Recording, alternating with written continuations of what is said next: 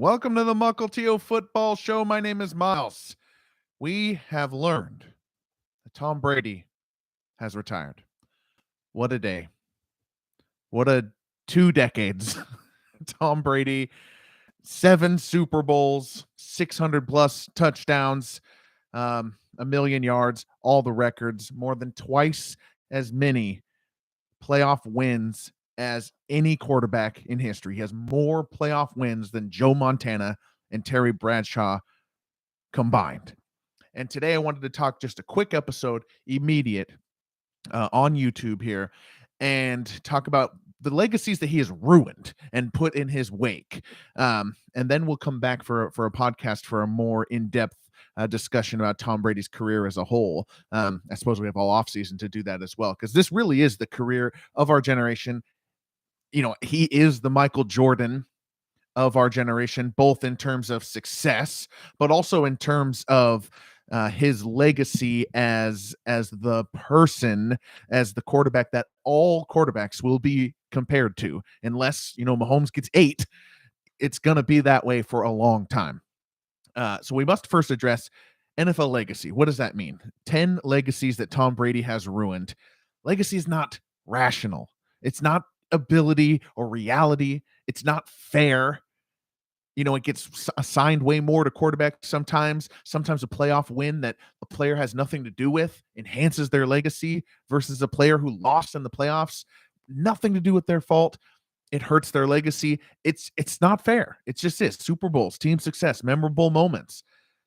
Winning in a blowout in the Super Bowl is different than winning in a close game in the Super Bowl. I don't know why, but it just is, because it's a collective, agreement. Legacy is messy.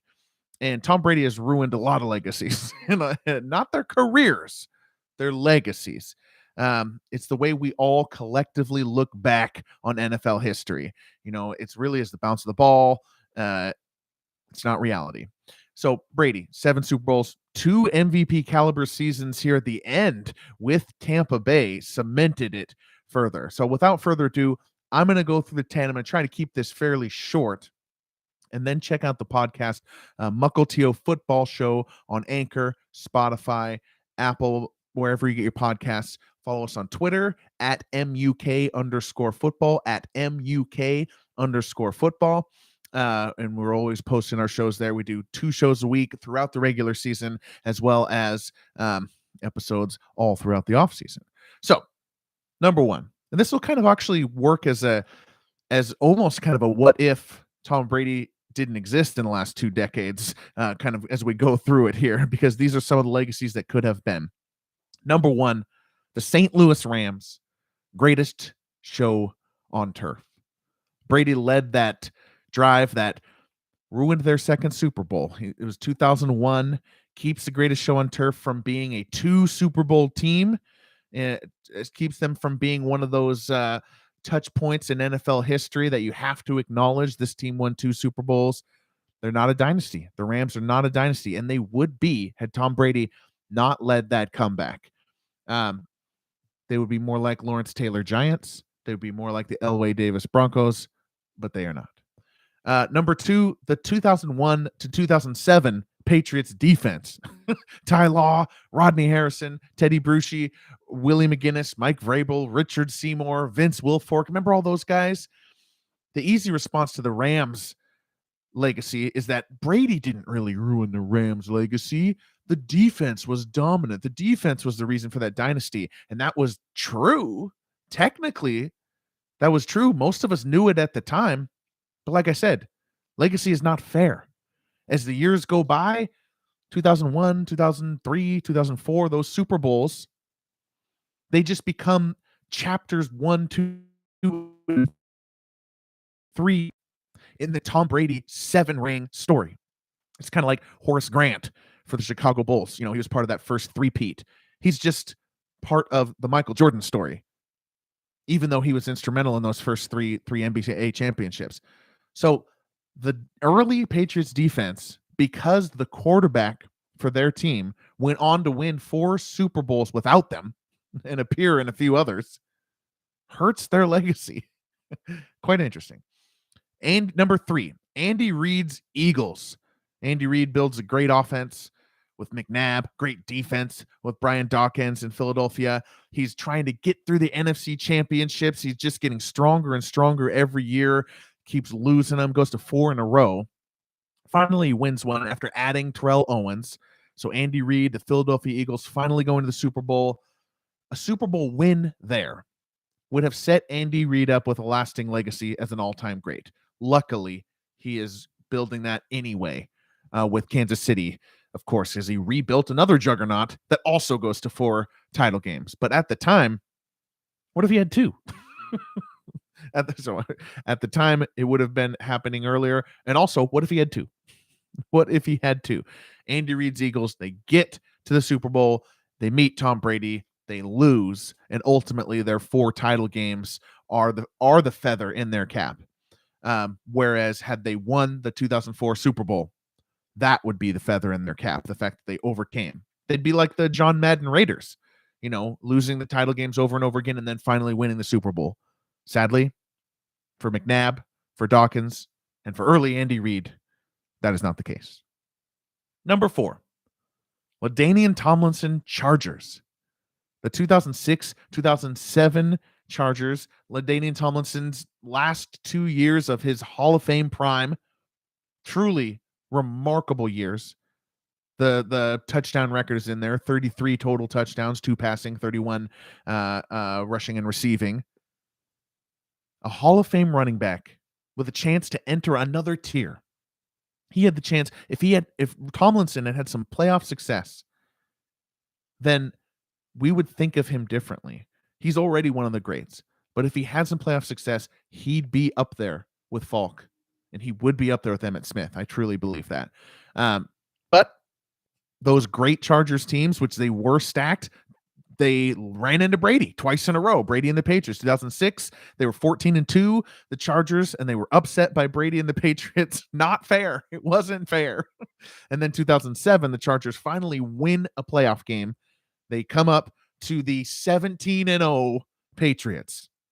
So yeah, the Chargers are the 18th win in a row for the Patriots. And that was it for the San Diego Chargers, LaDainian Tomlinson. Tomlinson then went to the Jets and his career winded down. So the Chargers, who had built up to this point with Rivers finally getting the helm there in 06 and 07, and Tomlinson in his prime, and a really good roster, they didn't do much, and that's because they were in the AFC along with Tom Brady. Number 5, Andrew Luck and the rookie contract Colts. This one is more in retrospect than it was at the time. Our hearts broke for Andy Reid. Our hearts broke for LaDainian Tomlinson if you were rooting against them.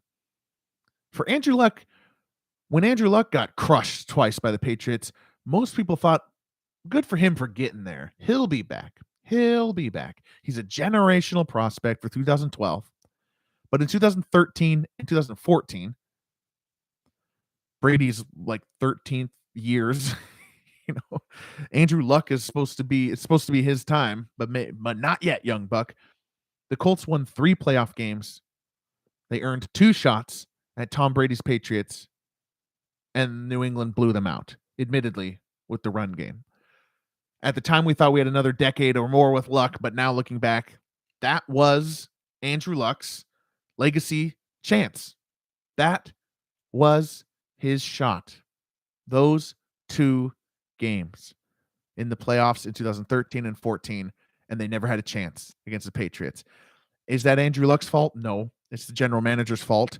Why were those teams so bad around him?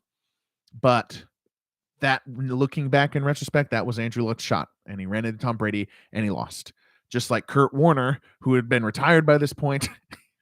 It's amazing how far it spans here. Number 6, Richard Sherman, Earl Thomas, the Seattle Legion of Boom. The Legion of Boom was on pace to do something that would be remembered in history forever. Beat Peyton Manning, beat Tom Brady, usher in a new era.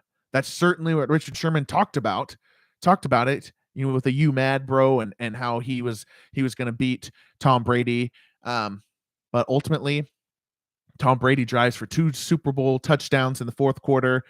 Russell Wilson almost gets them back. It's a Malcolm Butler interception. Everyone remembers that Super Bowl. But think about if it didn't happen that way. Think about if the Seahawks won those 2 Super Bowls, one against Peyton, one against Brady. They would be a dynasty, like the greatest show on turf. But they're not, because they ran into Tom Brady and they lost one. And when you lose one, it's not fair. It's one play. It's a play that's Richard Sherman's not even on the field for, though he was on the field for giving up 2 touchdowns. But it hurts the Legion of Boom legacy. And the Legion of Boom players blame Russell Wilson, but it would have been nice to not put him in that position at all. He could have just kneeled down if you stopped him, if you stopped Tom Brady, referring to that. So it's crazy. And Richard Sherman, who's this hot new star, and I'm a Seahawks fan, so I'm allowed to be mad about this, who's this hot new star, superstar, the new era, the Legion of Boom. Well, he goes through his entire career. He comes in, and Brady's already, a 3-time Super Bowl champ, 5-time Super Bowl appearer. Richard Sherman has his entire career, retires, becomes washed up, and Tom Brady's still going after that. They did not usher in a new era. All right, number 7, the greatest offense of all time.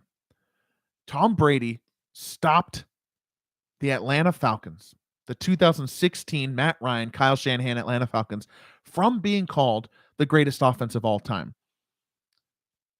I really believe that. I've been exaggerating. This is all mostly stuff that the Patriots ruined, right? I've been exaggerating Brady's influence. But this one is truly all Brady. When Atlanta was up 28-3 in the 2016 Super Bowl, it was people were writing their pieces, find the drafts. It was realistic to say that the Falcons had just put together the greatest offensive season of all time. Unlike the greatest show on turf, unlike Peyton Manning and the 2013 Broncos, the Falcons had kept it going right through the playoffs with divisional championship and Super Bowl dominance. Just 10 quarters of pure, every time they drove, they scored a touchdown. That was what it was like at 28-3. And then it all changed. They went conservative, and Tom Brady was given a margin of error that was very slim, and he hit it. He was masterful, drive after drive after drive, to win that Super Bowl in overtime, the greatest comeback of all time. And now we don't remember what we were thinking about that Matt Ryan, Kyle Shanahan offense. Number 8, legacy ruined. Legacy ruined. Pat Mahomes. Now, Pat Mahomes is going to fit in a great, wonderful legacy. But the all-time hot start, Pat Mahomes theoretically could have started with a 3-peat if not for Tom Brady. 2018, who wins MVP. The Chiefs are red hot, one of their best teams. They lose in the AFC Championship to Tom Brady. 2020, Mahomes got 1 ring under his belt. He's got a chance to usher in the new era, like Richard Sherman before him, like LaDainian Tomlinson before him, like Kurt Warner before him. And he doesn't. He loses to Tom Brady and the Buccaneers defense, obviously. Not to say it was all Brady, but think about how crazy this is. Brady in his 40s, putting a significant dent in the start of the next generational quarterback, Pat Mahomes' success. He truly put a dent in what Pat Mahomes potentially could have accomplished in his first 3 years. It's like if Joe Montana was still around playing Tom Brady in the early 2000s. Literally, it is like that. The ages line up. What if Joe Montana was took away one of Brady's Super Bowls? It's crazy that he was there to do that to Mahomes twice. Legacy number 9 that he ruined, Peyton Manning. And I put it at 9. You've noticed I've been going in kind of order. When the greatest show on turf, went to the Patriots early, Andy Reid 02, 03, 04. Then LaDainian Tomlinson, that's 06, 07. Andrew Luck, that's early 2010s. Richard Sherman, that's kind of mid 2010s. Legion of Boom.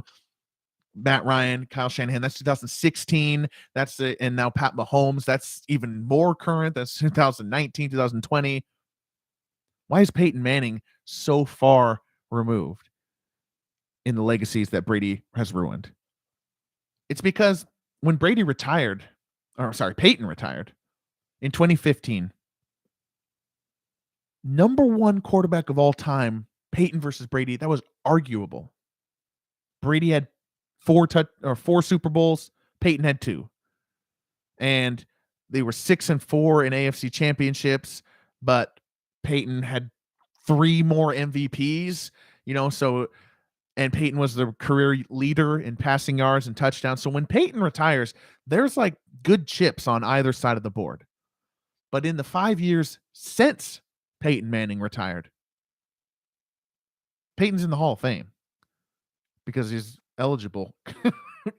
2016, 2021, Brady went to 4 more Super Bowls, won 3 more Super Bowls, got another MVP, takes away one of the feathers in Peyton's cap, which is winning Super Bowls with 2 different teams. Brady's done that now too, Patriots and Bucks.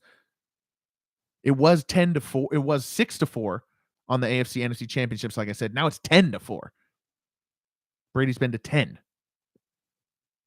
Plus Brady overtakes him in career yards, career touchdowns, far overtakes him.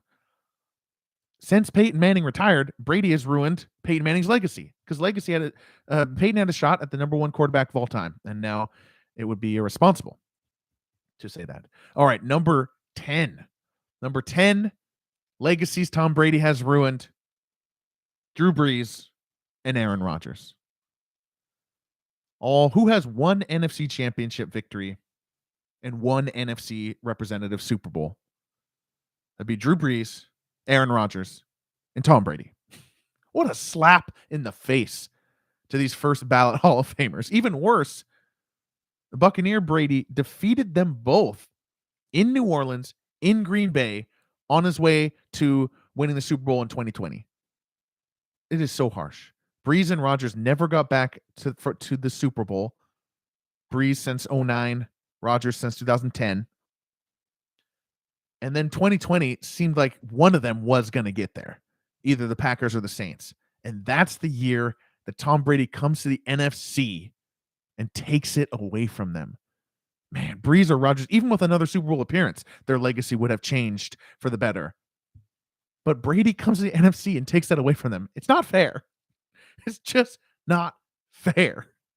But that's Tom Brady. So hope that was fun. Top 10 legacies ruined by Tom Brady, and a kind of a way to talk about Tom Brady's career. I have a bonus here. It's a historical one.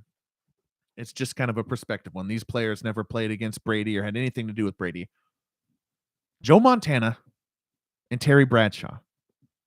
When I was a kid, these were the untouchable standards of quarterback excellence, of winning. Joe Montana, Terry Bradshaw, they won Super Bowls. That's what they did. And the sickening thing right now is that Tom Brady can actually lay claim to being better than Joe Montana and Terry Bradshaw combined, as if they were one player. Brady's been to 2 more Super Bowls than them combined, has 4 more playoff wins than them combined, has 17,000 more yards than them combined, 140 more touchdowns than them combined. We're talking about Terry Bradshaw. We're talking about a theoretical quarterback that quarterbacked the Pittsburgh Steelers for the entire 70s dynasty, won 4 Super Bowls, and then was traded to San Francisco for the 80s, and then won 4 more Super Bowls. That quarterback is potentially not as good or as accomplished as just Tom Brady. Amazing. Absolutely amazing. All right, Tom Brady, we won't necessarily miss you from the NFL because it's time to give some other people a chance, but the legacy will live on. Thanks, everybody.